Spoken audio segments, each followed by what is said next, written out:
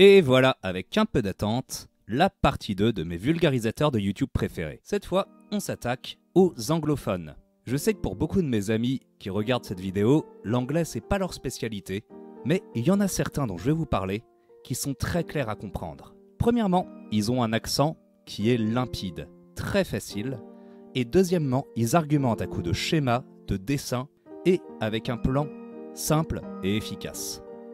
Essayez au moins Oversimplified, dont je vais parler un petit peu plus tard. Vous allez voir, ça peut passer. Et sinon, c'est pas grave, il y a les sous-titres qui, sur certaines vidéos, fonctionnent. Mais sur d'autres, hélas, c'est un petit peu approximatif.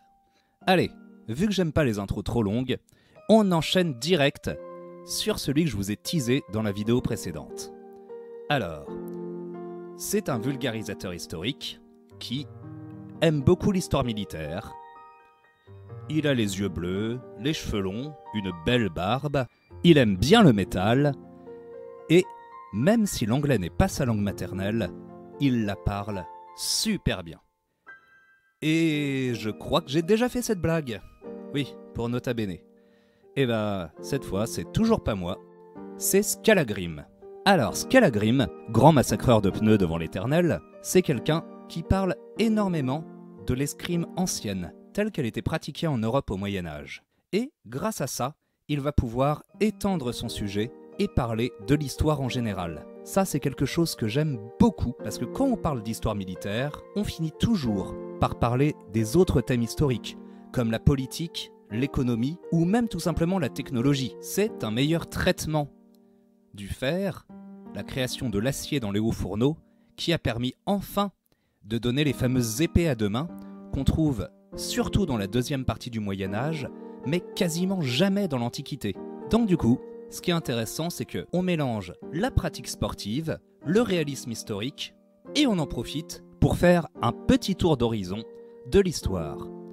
Même s'il est beaucoup centré sur l'Europe, vous trouverez aussi des choses sur le monde africain et asiatique, j'en passe et des meilleurs, il vérifie bien ses sources, du coup, n'hésitez pas, il donne une approche et technique et théorique de l'histoire. Il nous rappelle que les chevaliers n'étaient pas juste des gros bourrins. Ça, c'est cool. Ensuite, on a un touche-à-tout, Lindy Bage. Il nous fait des vidéos qui sont très riches, parfois un peu longues, il faut bien l'avouer, mais justement parce que très bien documentées. Il peut nous parler de la façon d'enfiler une armure de hoplite, aux limites du commandement colonial britannique en période de crise, qu'elle soit militaire ou autre. Et petit bonus, son accent britannique est savoureux. So British. Et on enchaîne sur un must pour ceux dont l'anglais n'est pas le plus parfait. Oversimplified, littéralement la sursimplification. C'est un cas d'école de la vulgarisation historique, avec en plus une petite dose d'humour, histoire de rajouter le piment dans la vidéo. Ces quelques animations, certes simplistes, rendent l'histoire encore plus facile à comprendre. Il va de la petite histoire à la grande histoire, s'intéresse aux détails, bref, à se demander même si sa chaîne, qui se dit sursimplifiée, mérite mal son nom. Il est capable de parler simplement de choses complexes, et ça, c'est un must. Et j'enchaîne tout de suite sur Shadiversity. Désolé pour l'accent. C'est un gars qui est super bon pour voir l'histoire sous un autre angle. Lui aussi, il est pas mal histoire militaire, et même escrime, etc., comme la plupart de ceux que j'ai présentés avant.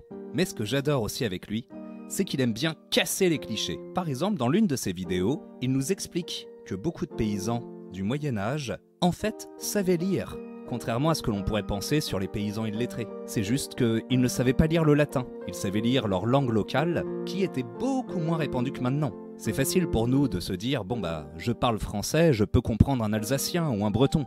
Mais il fut une époque où, sur un territoire qui n'est pas si grand que ça, le territoire français, des dizaines de langues différentes s'affrontaient, sans compter les accents et les patois locaux. Bref, ce gars va nous remettre les choses en perspective, et toujours pareil, avec une façon assez distrayante, docte, mais sans se la péter. Encore une fois, un must. Toujours, allez-y les yeux fermés.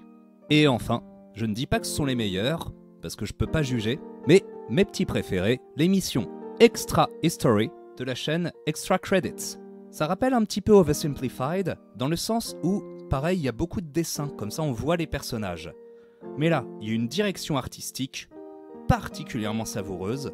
Non seulement c'est très réussi, mais en plus ça permet de se plonger encore mieux dans le bain. La narration est très bien soutenue, avec suffisamment d'humour pour bien rester dans le thème et ne jamais s'ennuyer, mais toujours avec des sources documentées, et le fait que régulièrement, ils vont nous parler de personnages, hélas, dont on n'entend pas assez parler. En tout cas, en Occident par exemple, la série de vidéos sur l'amiral Yi Sun-shin est intéressante au possible.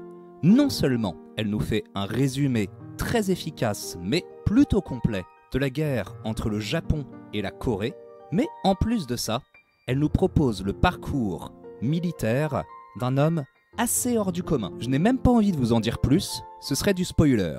Vous pouvez regarder ces vidéos comme une histoire, comme si on vous racontait une histoire, alors que ça parle de l'histoire, avec un grand H. Donc un super travail, très bien documenté, allez-y, vraiment, entre guillemets les yeux fermés. Je sais que j'ai déjà utilisé l'expression « allez-y les yeux fermés » pour les vulgarisateurs. Oui, parfois ils peuvent se tromper, parfois être un petit peu approximatifs. Mais il vaut mieux presque la vérité que aucune information du tout.